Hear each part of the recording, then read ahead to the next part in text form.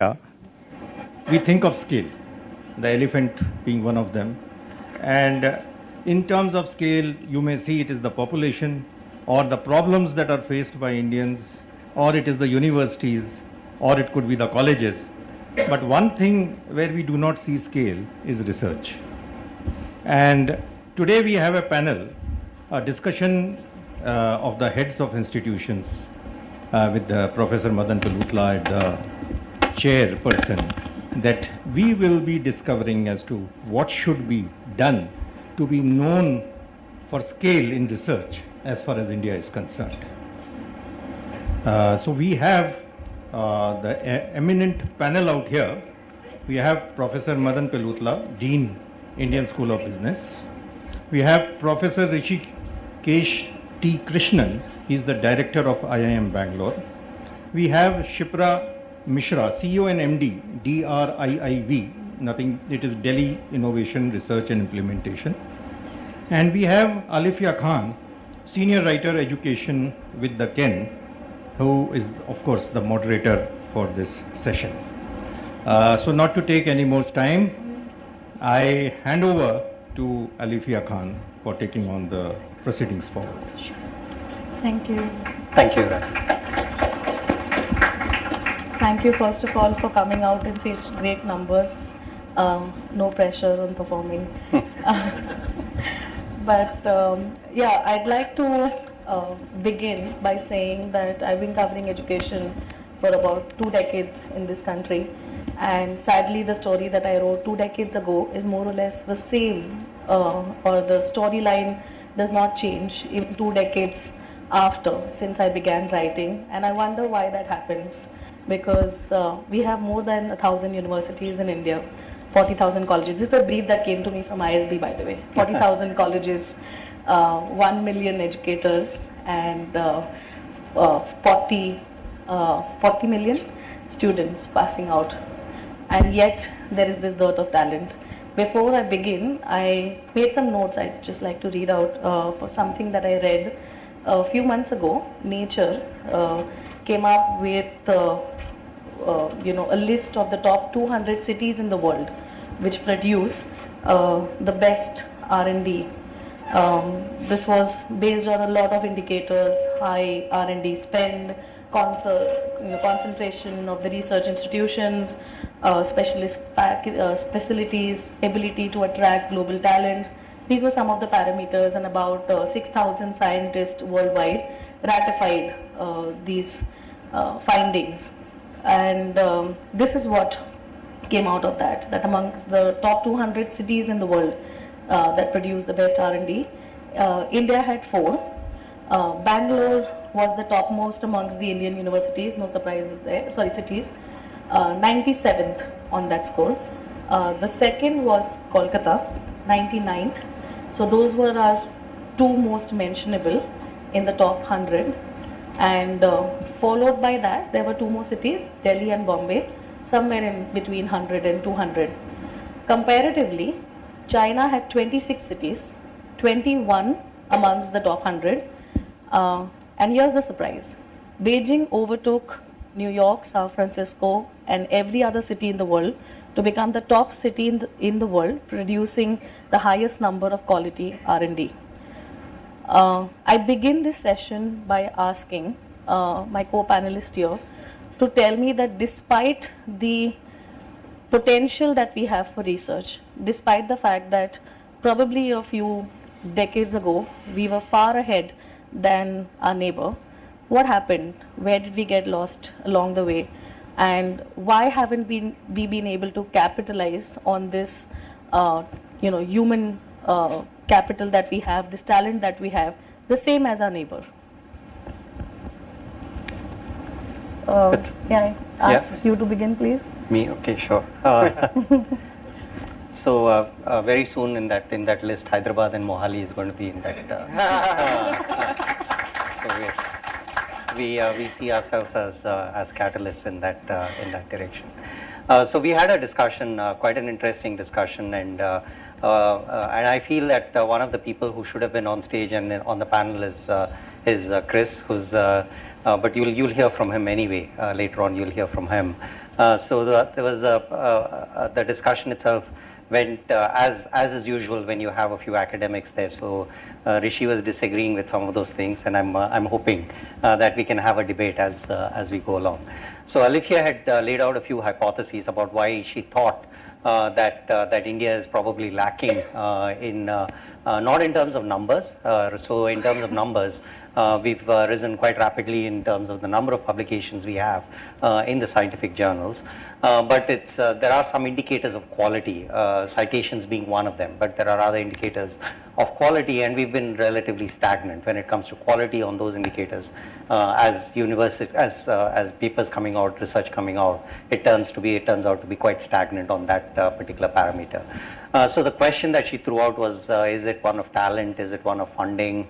Are there some institutional kind of arrangements in India? Are there barriers to the way that we've designed our higher education systems and institutions that prevent us from achieving our potential, right? So she had a whole bunch of these hypotheses. I'll just take a minute more, and then I'll hand it over to Rishi to disagree on this. So Rishi's thing was, he said it wasn't a question of funding. Okay, so he said it has nothing to do with funding. It has a lot more to do with talent, and I'll leave him to espouse that. But what I want to just leave here is, because we are looking and we are thinking about what should we be achieving in 2047, when we're looking at out there to 2047, is what are the kind of models that we can aspire to for, because these are problems that have been solved repeatedly, right? So in Europe, in some of the European countries, it's been solved. In the US, of course, in the most spectacular fashion, because a lot of the great universities of the world, where terrific research gets done, they happen to be in the United States, right? So in the last about 70, 80 years, the United States has stolen a march over the rest of the world. But also there's been a great leap forward. I know I'm using that word, which it has some connotations to it. But China has rapidly gone up even on the quality dimension. For years and years and years, those of us who've been in academia as long as I have, we only looked at the numbers that were coming out of China. But the last about 10, 15 years, people are all the quality indicators are also going up, right? So that part is also there.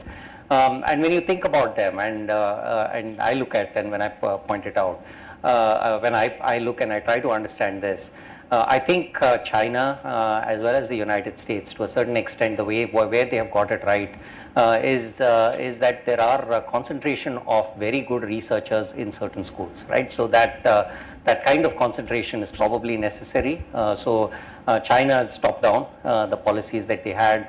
In the 1990s, they had a policy, they called them the C9. They wanted to have 9 universities in the top 100 on some parameters. They gave them a whole lot of funding, huge amounts of funding in the 1990s. So those universities, like Tsinghua being an example of them, they rose up in the rankings at some point in time. In the US too, you can see that there are these powerhouse universities that are there. You know them in the Bay Area, you know them, in Boston, in New York. You have these powerhouse universities that are there.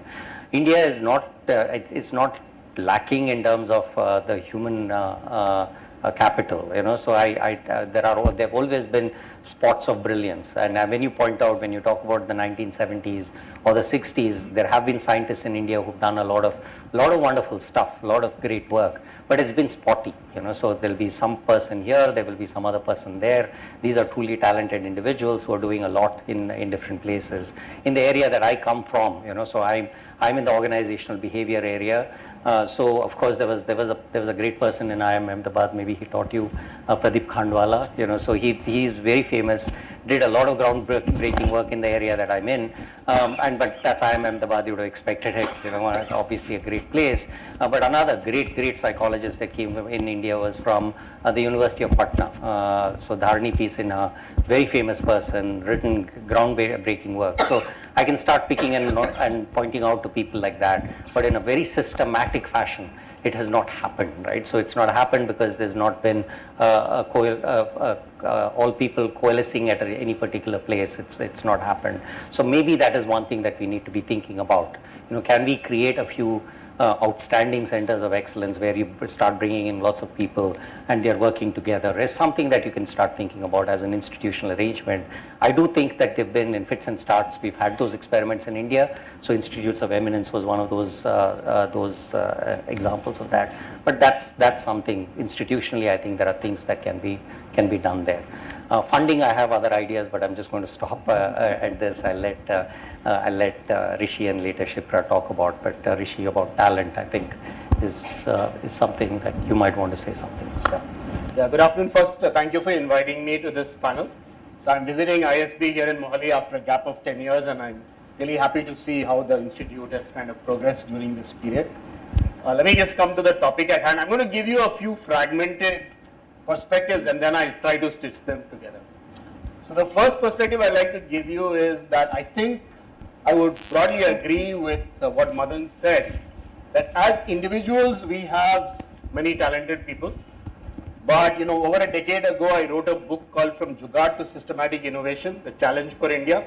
And that book I really argued that the problem seems to be when you get all these individuals together and try to achieve something bigger than just what each individual can do. And it's amazing how our very talented scientists and engineers, when they go outside India into other contexts, they seem to be able to do amazing things. I mean, they do amazing things in India too, but not to the same degree that we would really expect them to. So I just would like to keep that as point number one. Point number two, I just draw your attention to a movie many of you might have seen recently. It's called Oppenheimer. So if you just think back to Oppenheimer, that was in a way the transition point for research in the US. Because prior to the Second World War, even in the US, there was really no organized structure for supporting large research activities in academia. It is World War II and the entire Manhattan Project that established the possibility that large groups of scientists could really do amazing things in a short period of time. Before that, even in the US, they thought scientists were, some people who just lived in some, world of their own and didn't do things which were very useful. And not only that, they could really take advanced ideas and translate that into something which was very tangible and useful. And of course, what could be more urgent than fighting a war, of the scale of the Second World War? Building on what happened in the Manhattan Project and the success, there was a very well-known gentleman called Vannevar Bush in the US, who was a science advisor to the president. And he came up with this idea that Manhattan Project doesn't need to be a one-time thing. You could actually replicate the philosophy and the structure and whatever happened in the Manhattan Project on a continuing basis. And he wrote a very well-known book called, I think, Science, the Endless Frontier, or the Endless Frontier, but I don't remember what was the exact title. So that became the basis for organizing large scientific activity in the US, largely funded by the National Science Foundation and the Department of Energy. The Department of Energy was the successor to the Atomic Energy Program. The National Science Foundation was, of course, set up to support scientific research in all other areas. So I think the crux of the matter is we actually need Madan's help, because I think what we really need is to look at how do we organize things in a different way. We just having a very rich discussion with Chris just before we came on stage here.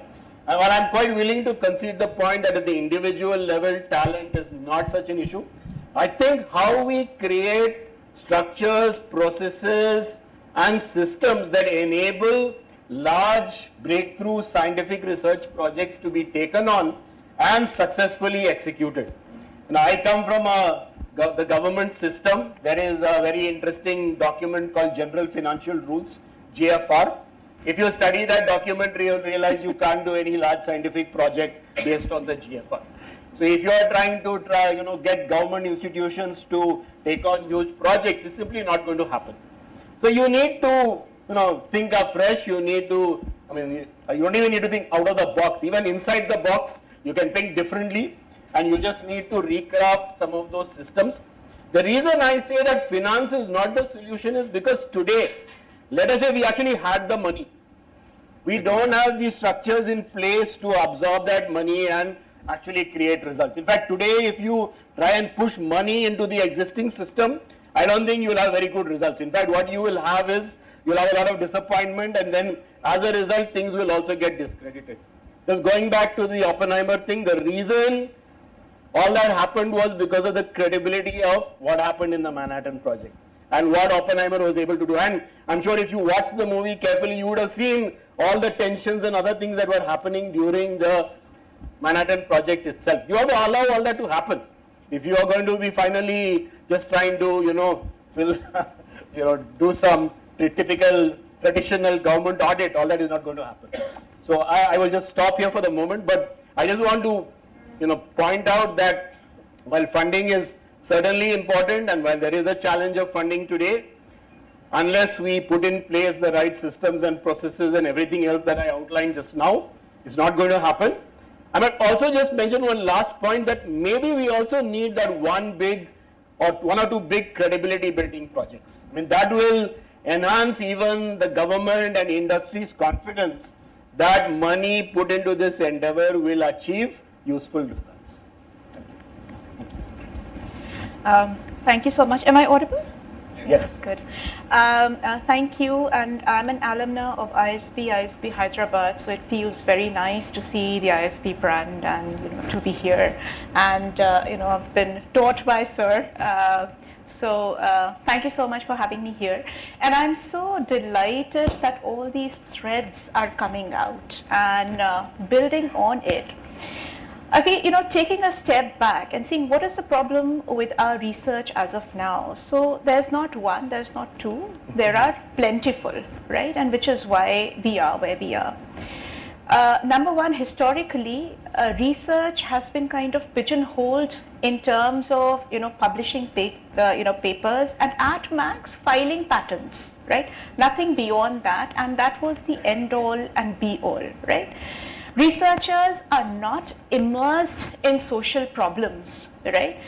So traditionally, when you think of, particularly in the Indian context, you think of researchers, tied up to their labs in IITs, ISERs, ISCs, and completely out of touch with what's happening in the society. Yeah, so problems of societal relevance, problems of environmental relevance. The third aspect, which I think was coming out but needs to be more clearly and emphatically articulated, is the problem that people are quite parochial in the research community. And I'm just kind of pointing out in terms of the research community, but as individuals, we tend to become quite parochial. We don't have that collaborative attitude, which is very, very essential when you talk about groundbreaking research that will bring about credibility, the kind of credibility that Sir is talking about, right? So you need to have a multidisciplinary approach. You should be able to collaborate with your colleagues, which we are not good at. Then coming to funding aspect, again, most of the funding in our research, 0.7% is a well kind of thrown out data, and most of that is coming from the government, and that too, as was pointed out earlier, bulk of that is coming out only from the central government pockets, right? What are the state governments doing, as we were talking about? You're not interested in research solutions, right? One typical example that we are still struggling with the problem of AQI in North India and particularly Delhi, and there have been talks about cloud seeding. Yes, IIT Kanpur has developed indigenous technology. Again, I give it that it's not kind of frontier research, all the countries have been doing it, but we have developed our indigenous technology which we can deploy.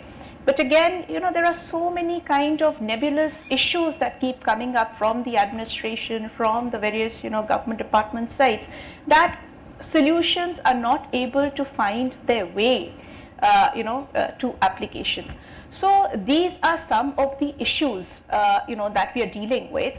However, I would like to kind of point out that these, we have been talking about mechanisms in place. You mentioned, Sir, that even if we had a pot of funding available to us today, what would we do with it, right? So, I'll give you a few examples that the government is thinking along the lines in creating a systematic approach to research, so that at least we have the right mechanisms in place, so that, which builds the credibility, and when we do get funds from the private parties, from whatever sources, we are able to deploy them well. One of these initiatives, and I'll do a little bit of publicity of my department. So the Office of the Principal Scientific Advisor to the Government of India, they have seeded 7 science and technology clusters so far. So these clusters are a recent phenomenon.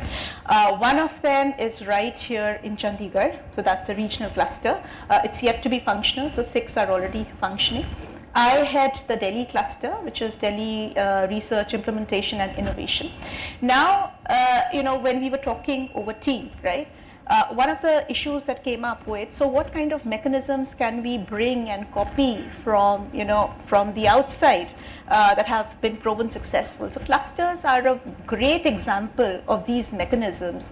And the idea of these science and technology clusters is to create the ecosystem that bring together industry, academia, government bodies, the typical triple helix that we talk about, and also anybody and everybody who has anything to do with taking research from lab to market.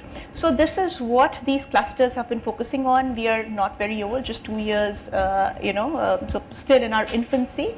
So the results will, come to show in a few years' time. But at least the creation of those mechanisms has started, where we are trying to engage public bodies at state level also. For example, when I talk about Delhi, we are doing a lot of work with Delhi Transport.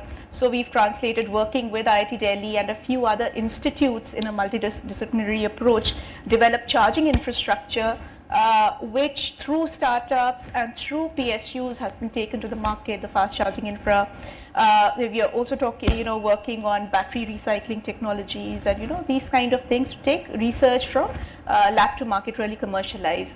We are looking at environmental problems, waste management, water security, and working with local bodies to see how these solutions coming from research institutes can actually be deployed, again in a multidisciplinary manner. Mind you, we have around 100 plus ecosystem members, where 30 plus would be kind of research institutions, not just from tech facilities. So we have IIT, AIIMS, government CSIR labs, but also from the social sciences background as well, who are kind of well versed in kind of understanding the social problems and then creating solutions for them.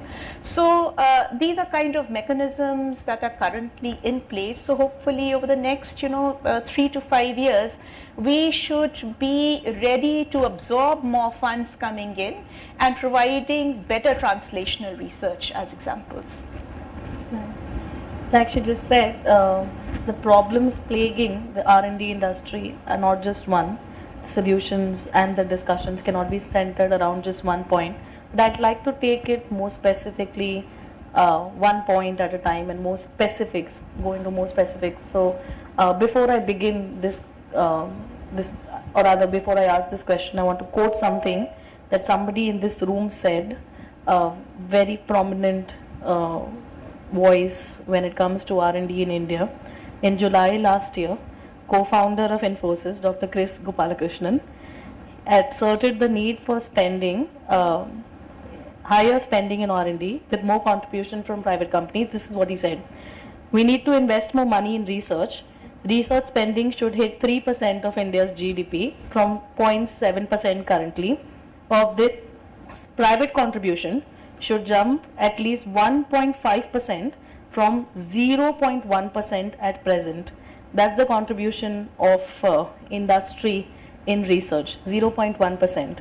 I leave this open to you all. What do you think about the fact that our private industry, when we talk about funding in research and the fact that India has such an abysmal score, you just said 0.7% of our GDP, which is way lesser than any of the other even underdeveloped countries.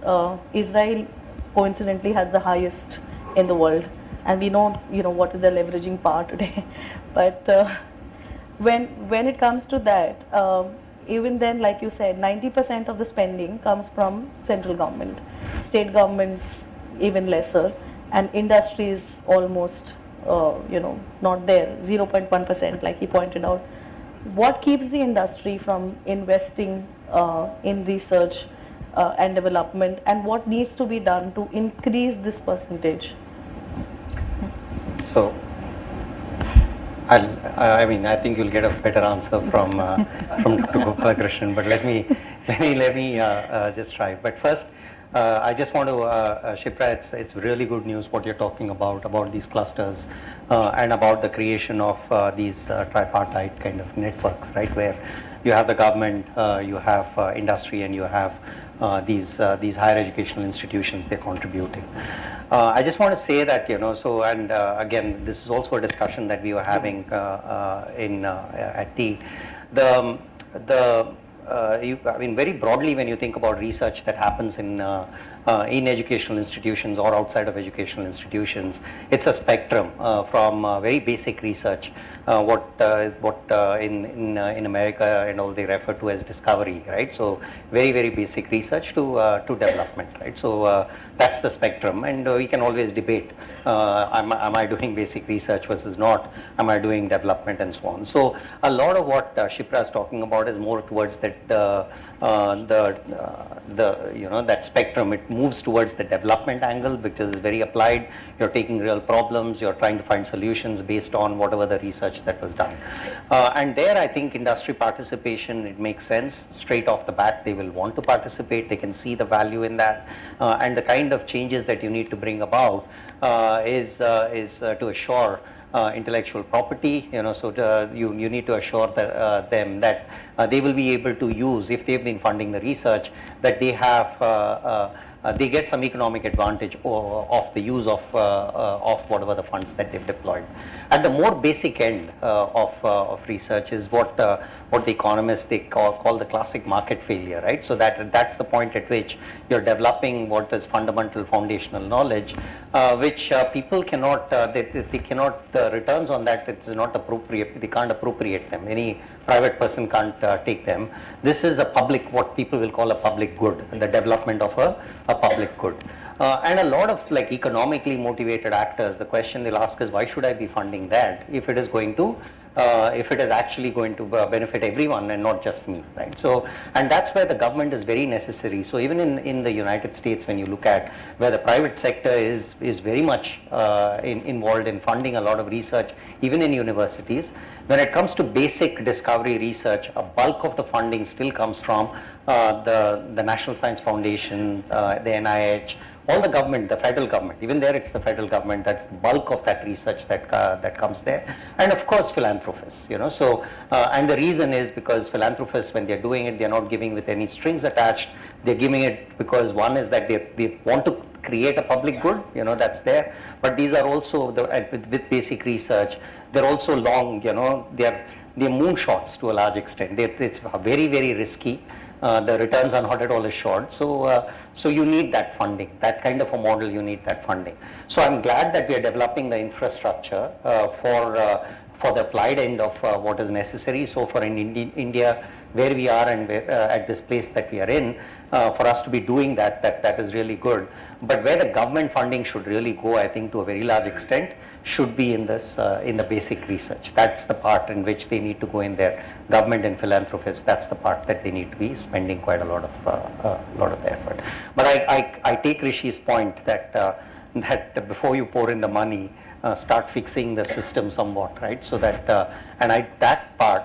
Well, Rishi said he needs my help for organizing. I don't know what he meant, but I think that is the real big question. And since he's asked me to help, I'm going to ask him to say how is he expecting me to help in organizing that. So it's back to you, Rishi, on that.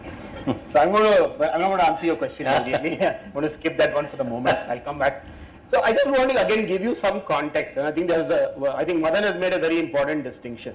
If you look at R&D, this is not one animal, right? There's a whole spectrum, starting from basic and discovery research all the way to translation and commercial application. And there are people who work across the spectrum.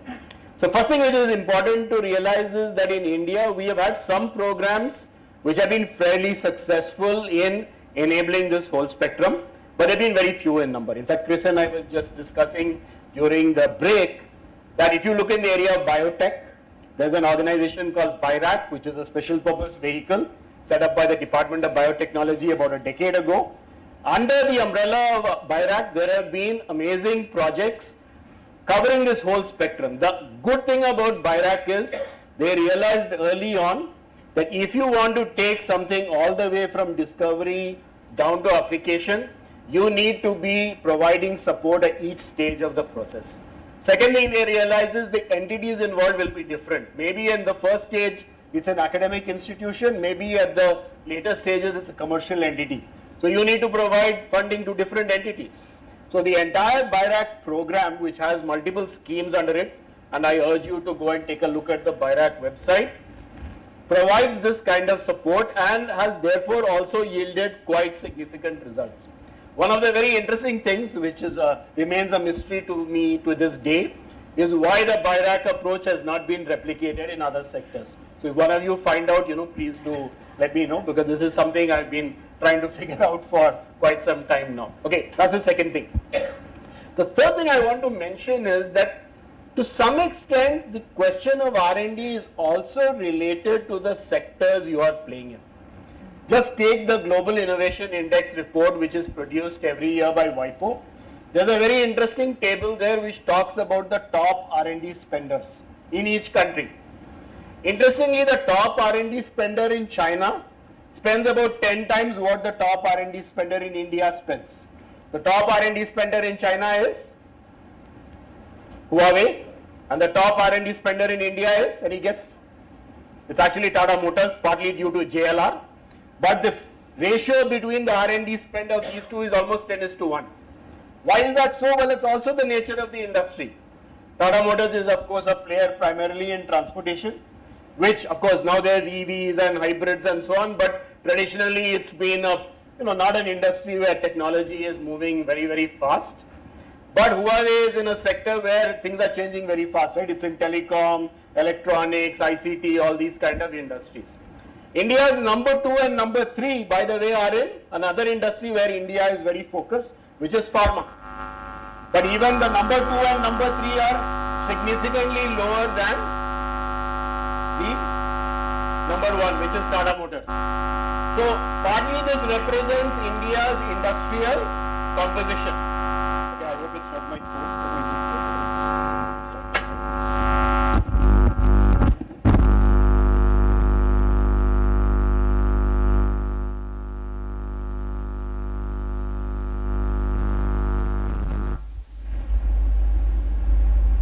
Yeah. Okay, yeah, good. Yeah. So it partly represents the composition. So India's top 2 industry spenders on R&D are transportation and pharmaceuticals. So not surprisingly, that's where your investment is focused. If, as you are trying to do now, you move into semiconductors, you move into quantum technology, you move into industries which are very, very R&D intensive, you will also to some extent correspondingly see a increase in spending. So I just request you to also keep that in mind. But the last point I'll make is you can't look at R&D spend in academia and research in isolation from what is happening in industry. Because typically industry take or give projects to academia when they are themselves active in R&D. There's research that shows that academic research in projects given by industry is a complement to their own R&D. If they are not doing their own R&D, they are unlikely to give projects because they don't have the wherewithal to absorb what comes from academia and put it into practice. So unless industry also ups its R&D game significantly, its ability to collaborate with academia will be much less. These are just, some again disjointed things, but I hope you're getting some bigger picture of this. Thank you so much, and very, very valid points. I would like to bring two angles here. One is carrying forward to the sector-based R&D spend that Sir talked about. Again, that also shows the willingness both from the government side as well as industry side, a sense of urgency and what's in it for me. Right now, if you talk about energy transition, for instance, right? Solar has taken off so well. So for the past 20 years or so, right, solar has done massively well because there was a concerted effort from the government in terms of identifying, okay, what are the right incentives to put in place, what are the right business models to put in place, which will incentivize the industry to take it forward, right? Likewise, now the government is very keen on things like green hydrogen, right? So massive 20,000 crore worth of budget been set aside for green hydrogen, and I do see a lot of industry interest in coming and experimenting, even though we don't, it is kind of like a mini moonshot project right now, because we're still far away from meeting the commercial pricing target for it. Nonetheless, I see huge industry interest in experimenting with it. So again, it's the matter of prioritizing and acting with intent, both from the policy side as well as from the industry side, where they've made up their minds that this is the business model or this is the sector I want to play in. This is one. Second aspect I would like to bring to the core is we expect a lot from our researchers, right? Traditionally, we've created an environment where researchers, should be comfortable in their labs doing their research, completely disengaged from the outside world. And now, all of a sudden, we are expecting that just like in the US, they go about raising funds and, nurturing startups. This is not going to happen overnight. So we need to create mechanisms and systems that kind of allow the transition of research, so tech transfer from researchers to startups who can then take it, or MSMEs who can then take it to the market, right? Now there are a few, so my office is based out of IIT Delhi, and I was talking about this to you earlier. You see a huge difference in the outcome when you look at the research products coming out of these centers of excellences versus coming out from the institute at large. So what these centers of excellences have done is, again, going back to my initial point earlier, brought about multidisciplinarity. So if you talk about EVs, for example, right, or new battery technology, rather than just relying on lithium, looking at more kind of abundant resources, sodium, etc., to create those batteries. That kind of EV revolution requires, electrical engineers working together with chemical engineers, working together with material scientists, working together to bring about that innovation, right? It's not just these engineers working together. It's also about, startups, entrepreneurs willing to come and take those products forward. It's about designers willing to come, work with these guys, and satisfy, create a product that is satisfactory to the industry, right? So unless you create those mechanisms, you can't expect that translation to happen overnight. So these are the two angles I wanted to bring to the discussion. Over the last few years, if we go to see the number of publications, you said that mainly research in India has limited itself to filing papers and at the most going to patent, but it does not really translate in the go-to-market. That's largely true because the number of publications that have gone out in the Scopus Index, for example, it's between 2001 and 2019 is what I read the last. It went up by nearly 80%. But in terms of the quality score, we really haven't done that much. And another indicator with the same report which I was reading pointed out that in terms of innovation, new innovative technologies, we haven't really done much. We are mostly repurposing, relicensing existing innovation, existing technology. That's where a large part of our R&D is concerned. What you talked about, bringing together a lot of multifactorial factors, like multiple scientists from multiple disciplines, going on for multiple number of years, these are very big ticket projects. It will take a lot of risk appetite. Are we really geared up for something like that, or do you think that even in the near future, do we have that kind of, those kind of facilitators in terms of, bureaucratic support, in terms of industry, academia, whatever else that's needed? Do you think that we have that kind of risk-taking appetite? Do you think that we have that kind of preparation for something like that? So let me unpack this, right? There are several questions there, so I'll just try to unpack these several questions. So first I think something what you're calling just a paper. I don't think it's a problem to have just a paper. Which not every paper that is published needs to lead to some kind of an idea that is going to be useful and then used for it by industry. So I think we need to there are many papers that are landmark papers that are out there that have not resulted in what you would consider to be an idea that people have commercialized and taken there, right? So we need to separate these things out a little. So when people are talking about the lack of quality, I think, and this is what I think people are also referring to, and you're referring to the same thing here, is that what they're saying is that those papers themselves are not good enough. In their own, whatever be the metric that you're going to be using, they are not good enough papers, because what happens is that when we are only counting papers and saying that we are using that as a metric of success and so on, there'll be some kind of gaming that will happen, right? So I'll say I'll publish 10 papers, I'll get promoted, I'll get some funding and so on. Those papers itself will be quite meaningless in and of themselves, right? So, and I want to repeat myself here. It doesn't need to lead to to commercialization. That paper can be judged on the basis of, is it a good scientific paper or not, right? And that's where we are failing.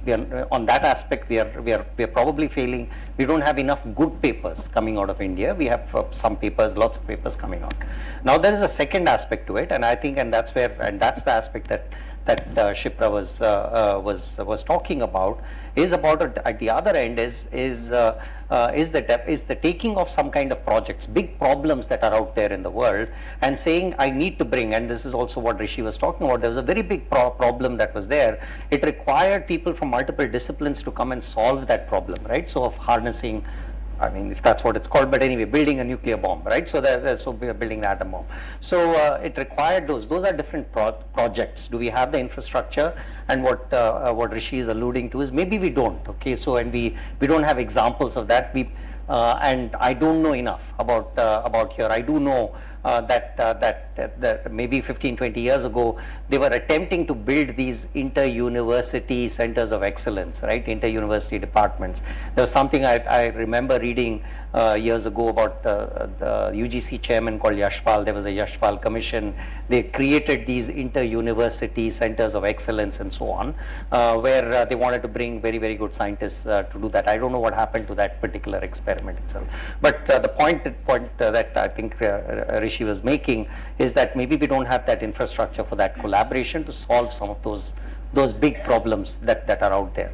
So I think what, again, so, and we are all probably saying the same thing, is that given the different kinds of research, let's first identify who the different actors in the system are, and then start thinking through what are the solutions for these different actors. Of course, within a university system, there'll also be people who are doing other kinds of research. They'll take the research and they say, I want to commercialize this. There will be that, but not everyone in a university will do that. There are some who will do that. There are others who won't. There is always a great scientist like Albert Einstein who couldn't care a damn about commercializing anything that he was talking about, or like Edison, who was only thinking about commercializing all of what he was doing.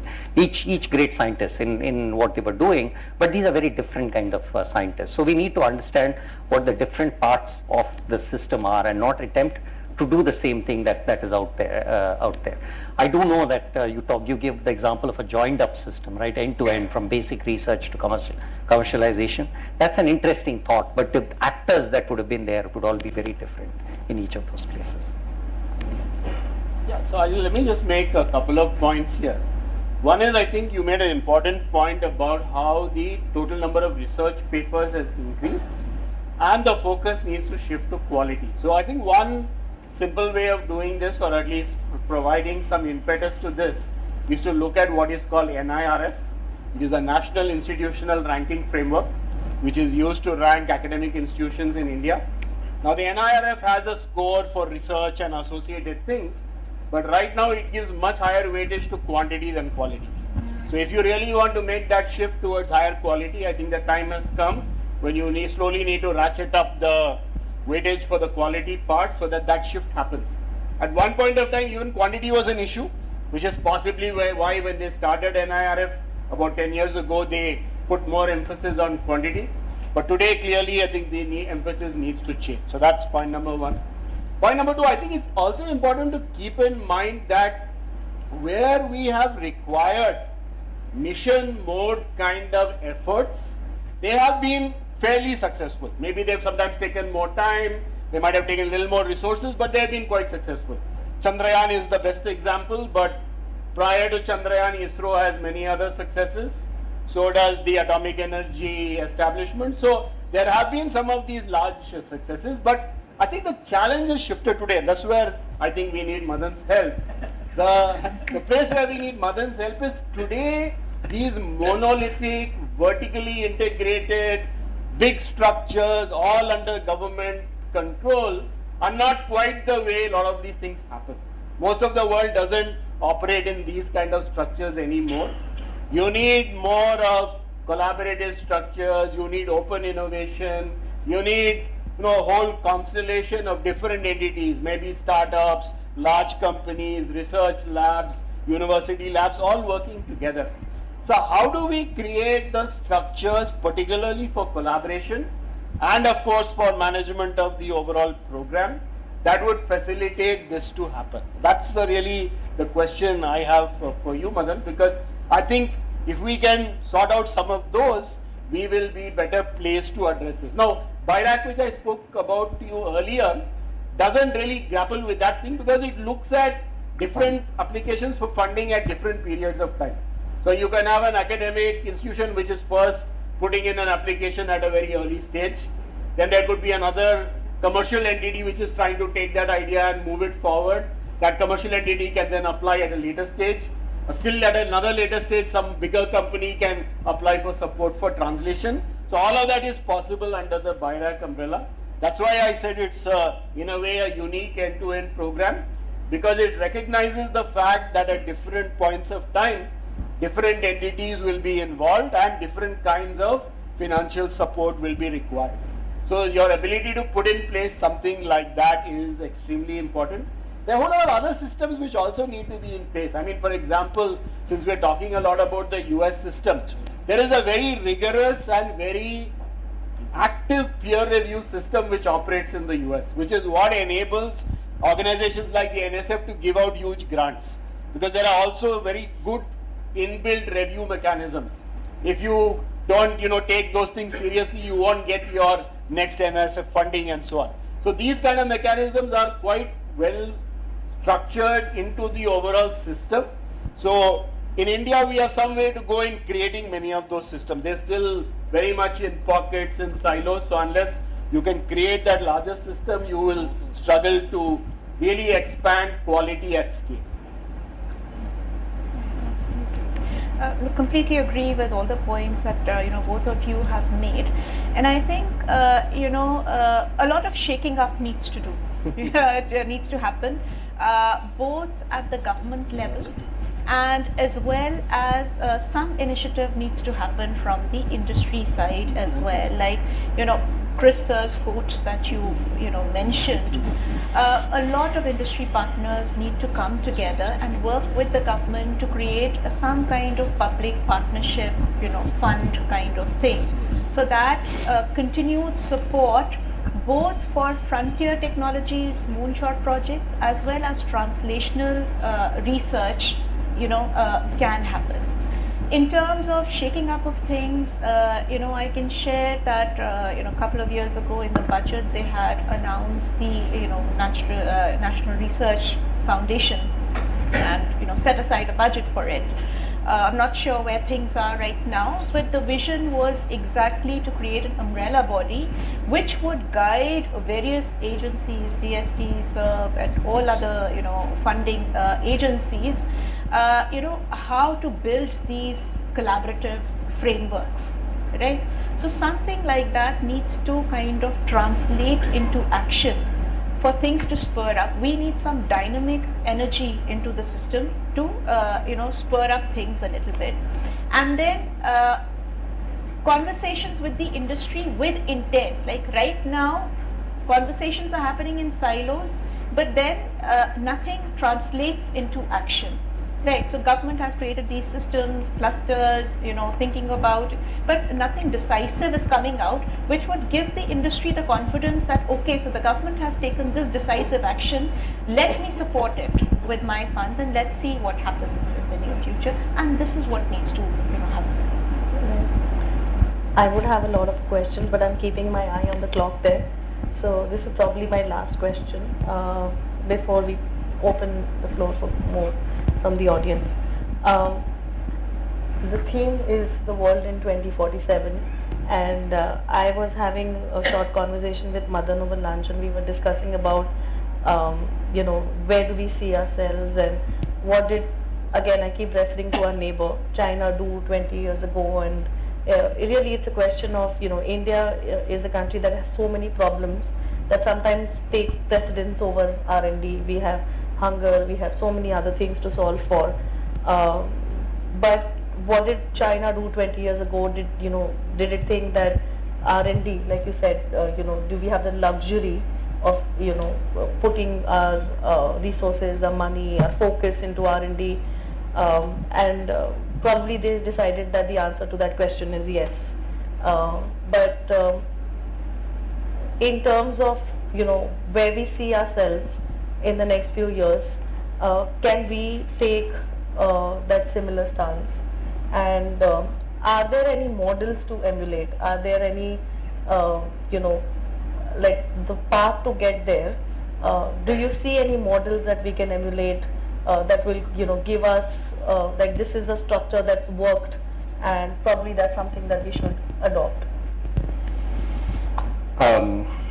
Should I? Is it okay? I'm going first on everything, so I thought, okay.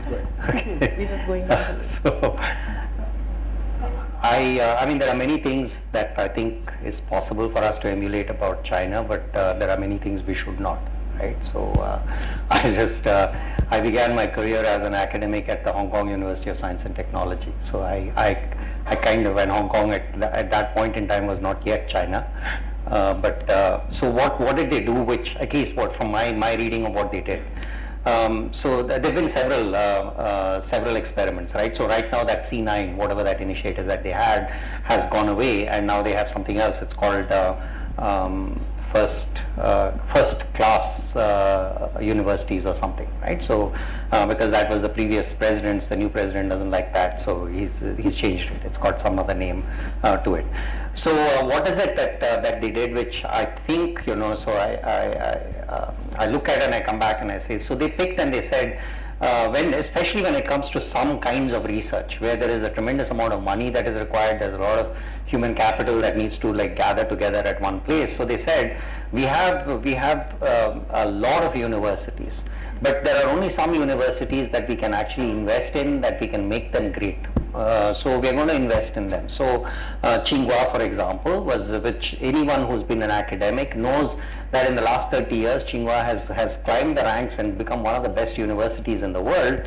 But we've seen it in the years that we've seen it in the reputation, and legitimately, because also, you'll also have to remember that 20 years ago, people were questioning, or even 15 years ago, or even 3 years ago, people were questioning a lot of the data that comes out of Chinese labs and Chinese universities and so on, and a lot of people blamed the very aggressive incentive structure that they had for getting people to publish papers, high quality papers. So there was a lot of faking and all of that. So that kind of thing did take place.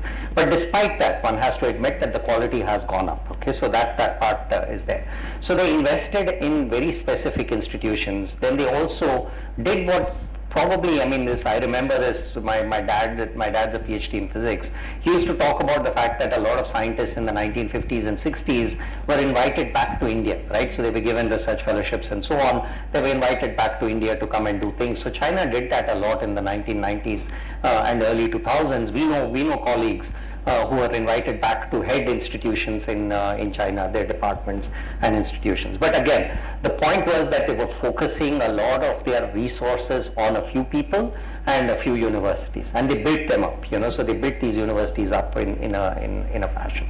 So so if you go, if you look at, it's the same when I think about in Europe.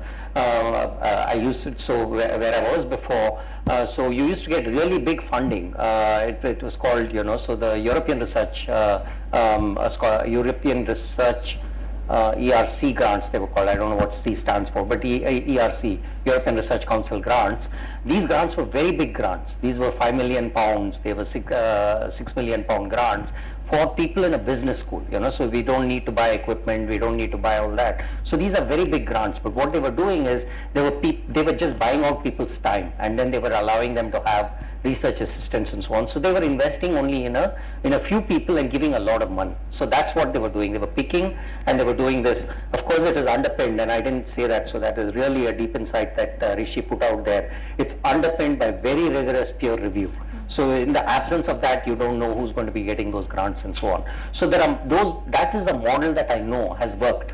Whether it's in Europe, whether it's in China, whether it's in the US, it's worked where you give these big grants to universities, select universities, you give big grants to select individuals, and then it starts, so then you start seeing a lot of research that's there.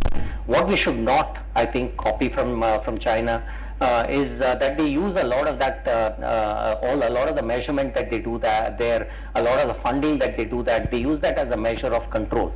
No one will ever make any claim that going to a Chinese university will allow a person to have autonomy to pick what they want to study and to no matter what the results, that they can live with that. So that's not, so those are bad things to copy, I think, right? So we have to have complete faith. If you're going to do this, we have to have complete faith when we're doing this funding. We have to believe that people are going to be doing it with good intentions, and we have to give them autonomy to pick the problems that they want to solve and solve those kind of problems. So that is not what I would say that we need to imitate at all, right, from China. But picking and I know what I'm advocating is this kind of some national champions kind of thing, which I'm not elitist at all. I try my best not to come across that way, but it looks like that's what I'm suggesting. But I think those are the models that are available out there, which like spreading it out is probably not going to do it. Before we go to Professor Kannan, do you think the institutions of eminence might be the roadmap to that? No comment. So let me go next. So I have two things which I have in mind that might be useful here. One is Madan knows more about this than I do, but I've only read about it. But the UK has quite an interesting system where every few years they do, I think its name has changed, but it used to be called a research assessment exercise. Ref, it is. Yeah, something like that. Anyway, what they basically do is they measure for each university and perhaps even for each department what is the quantity and quality, and they have an index of the research which has been produced, and you get your future funding and grants depending on what was your performance in that previous period of assessment. What has happened as a result of this is there's a pretty vibrant market for research in the UK. They are looking actively for people from all over the world who can plug into their system and help them in the next review. And it also means that your funding is almost directly linked to research performance. It has its own problems like any system, but for one thing it's good is that it makes clear what is your output and therefore what kind of support are you getting. The second system which I like, which is I think very badly needed in India, is something China did a very long time ago. So many of you might have a product made by a company called Lenovo. I don't know if you know the history of Lenovo. Lenovo actually came out of a lab in the Institute for Communication and Computer Technology of the Chinese government. That's where it started. And it started under a Chinese government program which said we have all this interesting research that's been done in Chinese government labs. but it's all stuck and it's not getting out of the lab. So what do we do? So they had a very simple scheme. Their scheme was this. They said, if you are a scientist in a Chinese government lab, you can take whatever you have developed in the lab, you can walk out of the door of the lab, and over the next 3 years, you can start your own company, you can work with anybody, you can commercialize it. And we don't want any royalty from you. And during that period of time, you have 1 foot in the lab, you have 1 foot outside, that's fine. Boundary is perfectly porous, you can move up and down. At the end of the 3 years, you have to decide, are you on that side or are you inside the lab? This led to the formation of something called Legend Computer. Legend Computer was the predecessor to Lenovo. It changed its name to Lenovo much later.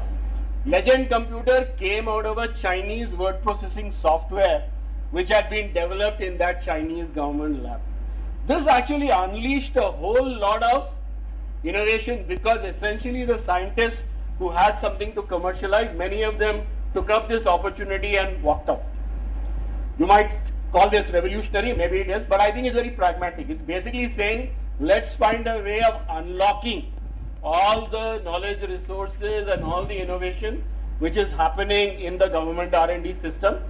Where funding we are talking about, where did it go?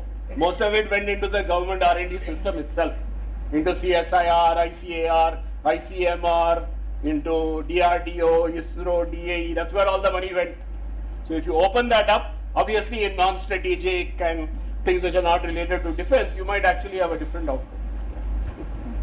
Yeah, absolutely. I think, if I were to put in a few words to describe what all of you are saying, one is we have to create a culture of meritocracy, right? Whatever the measurement of that be, but it is very, very important to create that culture. Second is empowerment, right? Beautiful story shared on Lenovo.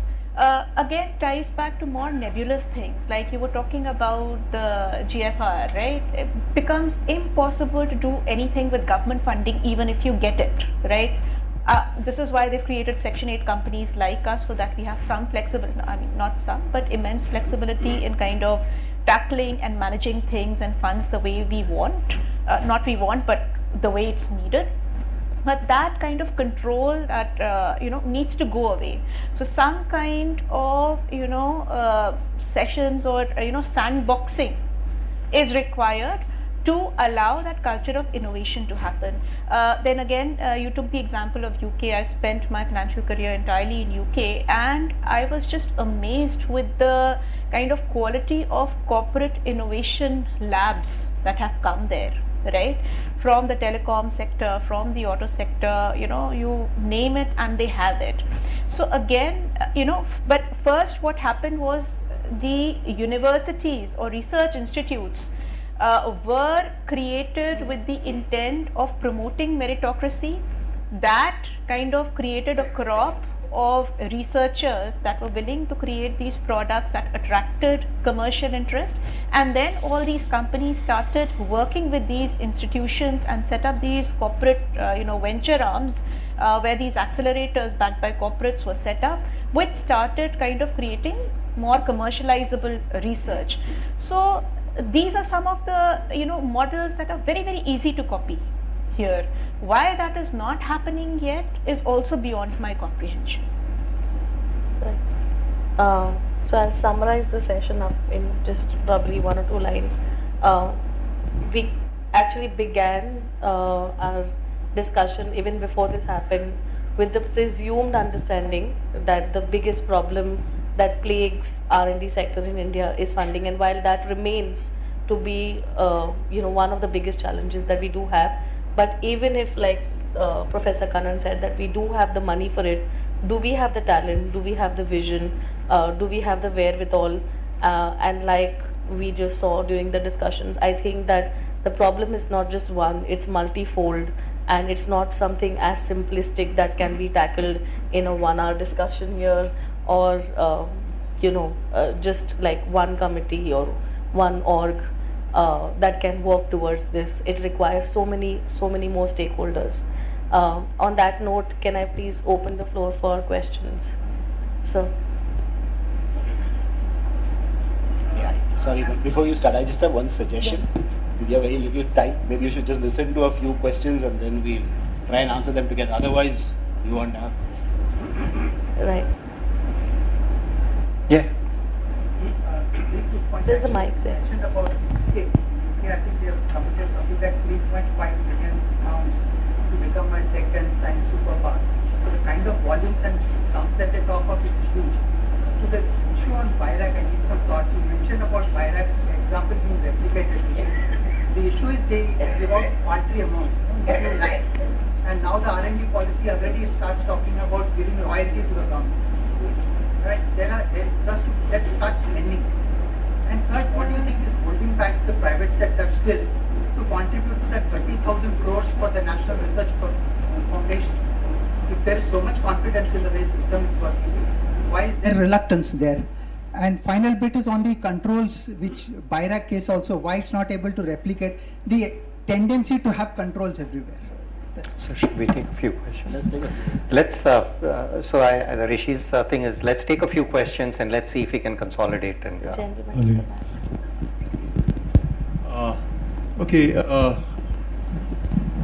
Interesting to hear about the innovation, the lack of innovation in this. I think one of the points that needs to be highlighted is that our educational system is still ancient. I've been in R&D for the last 46 years, and for the last 10 years I've been working out of China.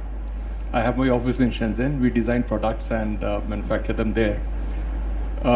There is a major difference between the quality of manpower that you get in China versus the quality of manpower you get in India.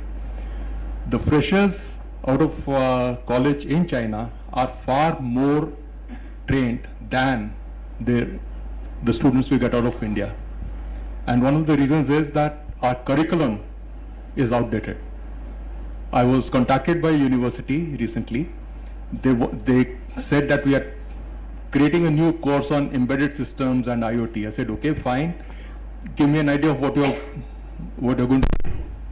And they said, we are going to include the latest processors. I said, okay, which ones? 8051. So I said, do you know how old that processor is? Oh sir, it's just a couple of years old. I told them when I was in college. So we started the 8051 in 1975. And they said, wow. Okay, so that, unless that changes, we are always going to be lagging in innovation. I'm Samrat Ghosh from the adjacent ISR Mohali. So as a researcher who collaborates with Chinese universities, I would like to enlighten the panelists as well as the audience that one reason why China is doing very well is that they also hire American professors. There are labs which I know, and there's one professor I know who has been incarcerated because he was drawing salary from both the Chinese authorities as well as from American lab. I think one reason you go corrupt when you work with China. Second point, they also have state key laboratories. I heard, unlike us, where you make students go through painful net exams, where a good scholar who might be very good in labs may not be good in writing exams, they don't find themselves in CSR labs. So as a result, our CSR labs have become top heavy. Because you make them go through the exams process, like you have to clear CSR, UGC exams. State key laboratories, on the other hand, if a professor finds that a student is very good in the lab, they hire him. It happened in my experience, did not clear CSR, UGC exam. So what he applied for a French group. So the French group asked me about this, I said, on the spot he solves the problem, he give you 3 days. And they went to the interview session and they told me these are exceptional guy. But I told him he has not qualified. He has not qualified our Indian CSR. He said, we don't care. We want him immediately. So he went there, now he's there for 2 years. He has been publishing in good journals. This is another problem we face. We make our students go through CSR, UGC exam. They may not pass. They might be very good in the lab. So this also government has to take a call on. One point you pointed out that science in America took off during the Manhattan Project. I think more than the Manhattan Project, I think the Sputnik, the launching of Soviet satellite Sputnik in 1957, in fact, there is a movie also called October Sky, made in 1999, which says that Kennedy was telling his people on a public address that where are we? Why have you lagged behind Soviet Union in science? And they attribute, even now they say, it was the Sputnik which opened their eyes, and then they started taking interest in science, in aeronautics, in space. Shipra, you said that ISR is not doing, ISRs, IITs are not doing research for the society.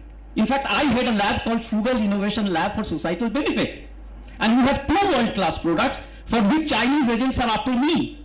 It is because the Indo-China relationships are a little bit bad now, we are not able to sell our products to them.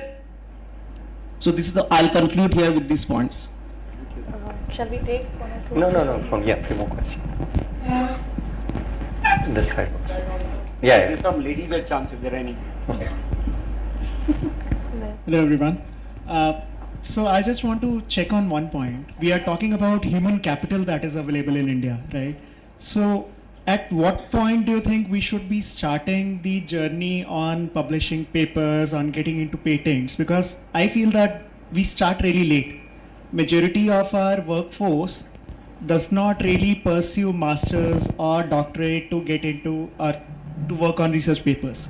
Our graduates, they are not engaged in any of our researches by the professors. Our school students don't understand what IP is. That's the point where we should start if we really have to look at 2047 for a research based India. Good point. One question here. On the same line which I want to add, like we should start change of mindset to the school level.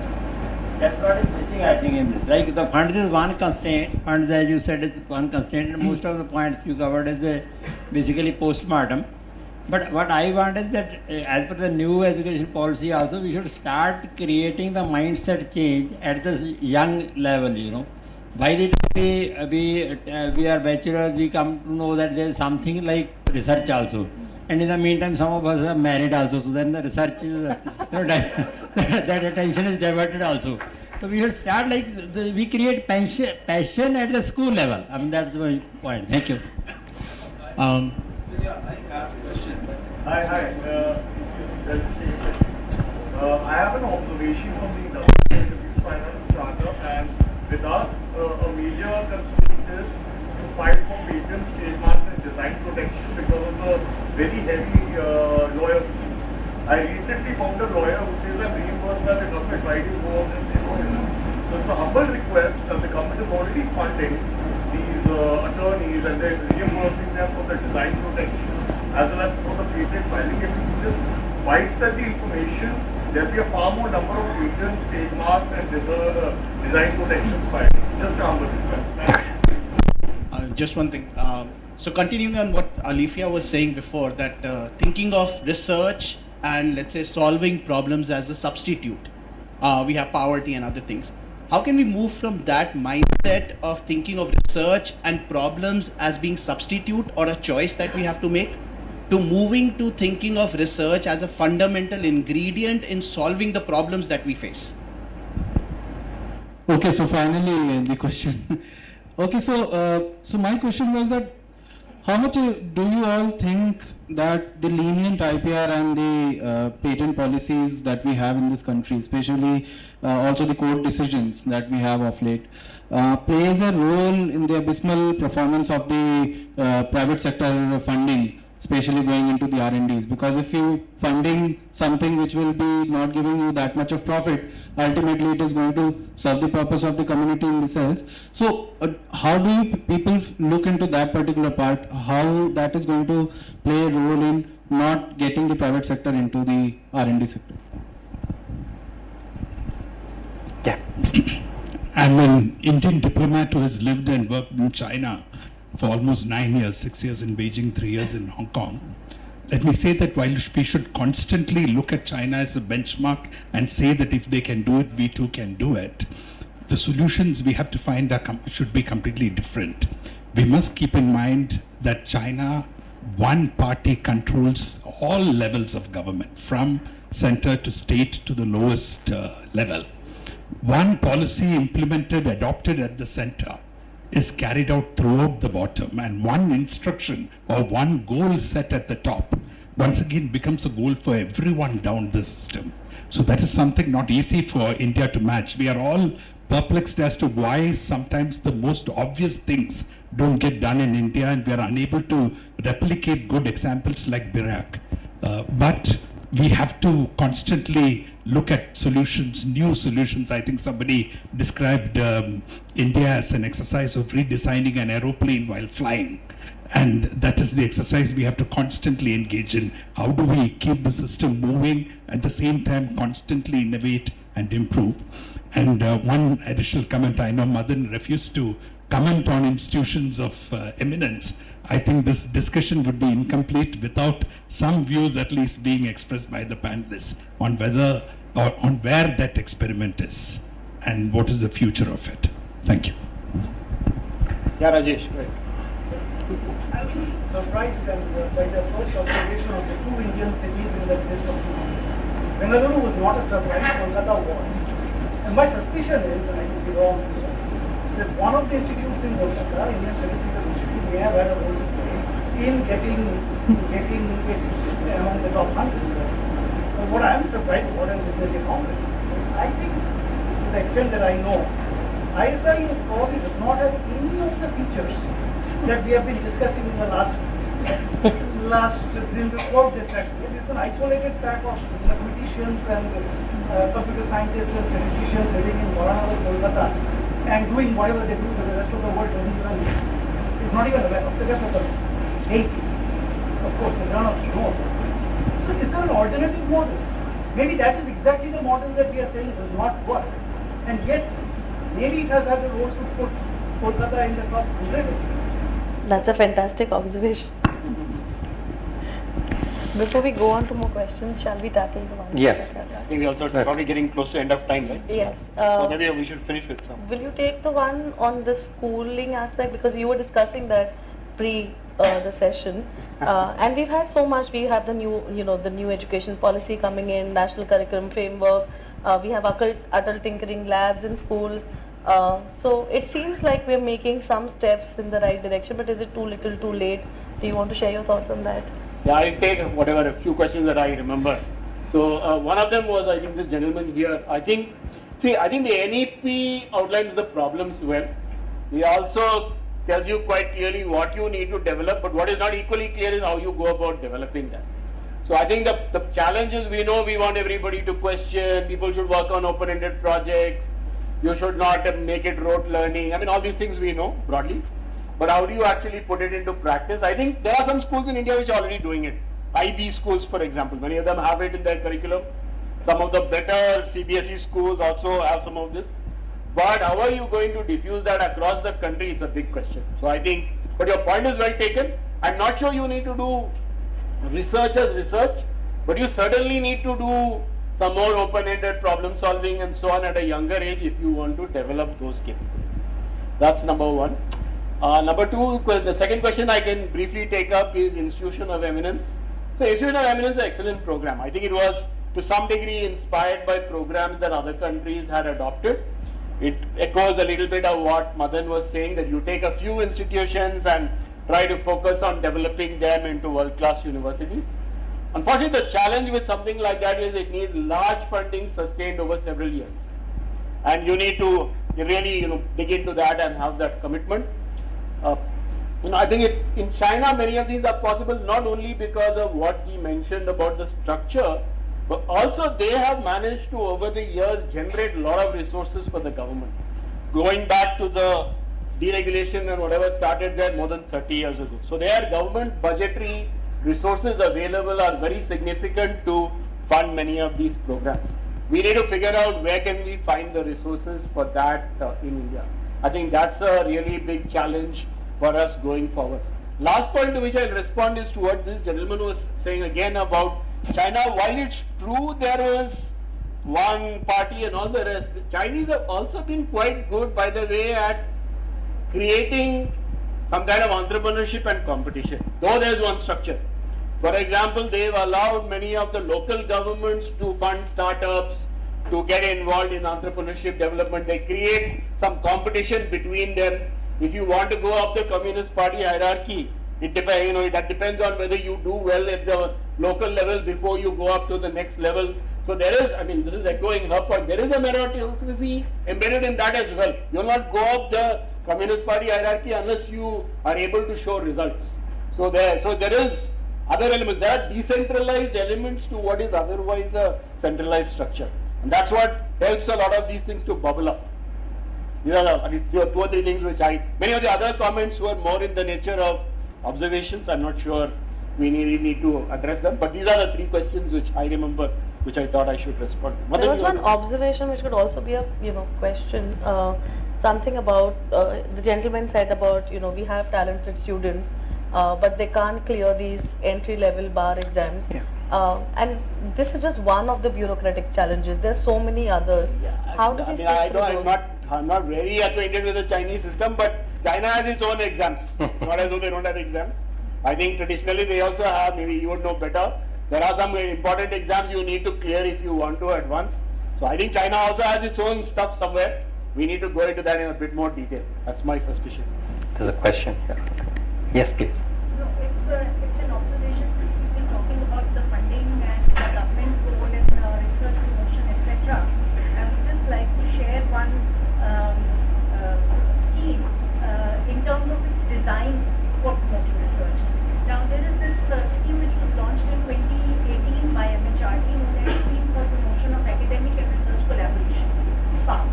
So there's a list of 400-500 Indian institutes and 400-500 institutes abroad in different countries, and you can collaborate with, out of this list you can collaborate with many of them.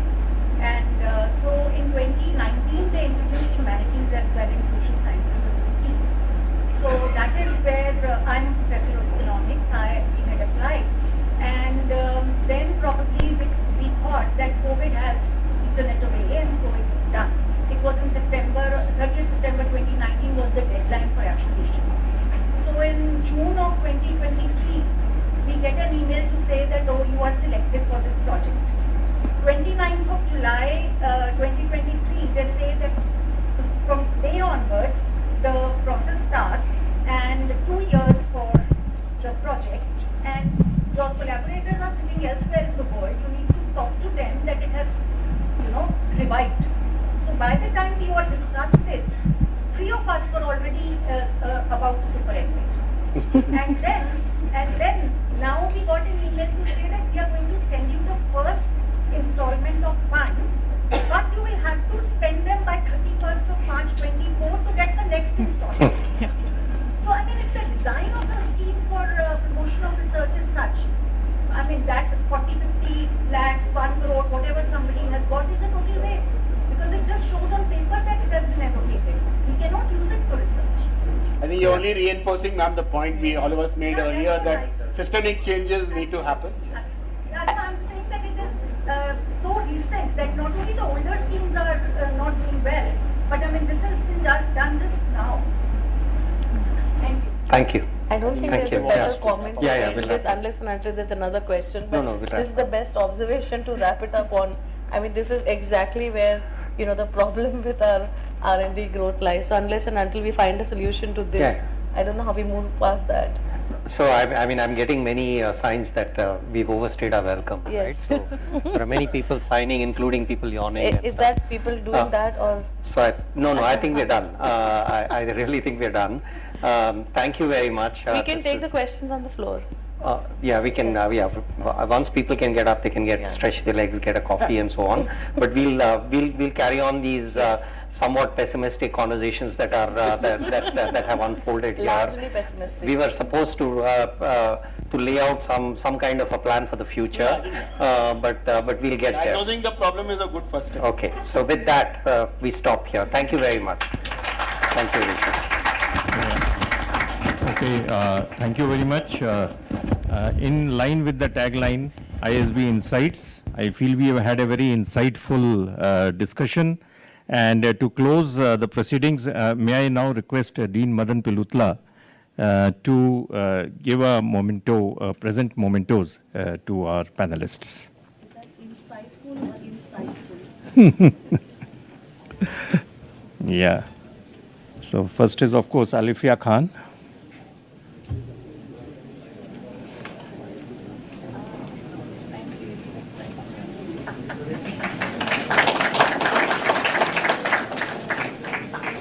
Then Professor Rishikesh.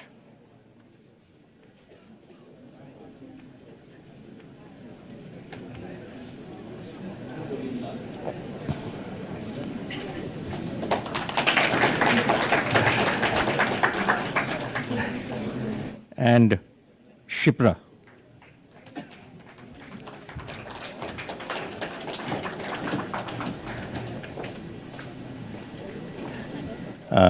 So I request all of you, you can stretch your legs with a hot cup of tea and then come back here by 6 o'clock for the grand finale, which is a 5.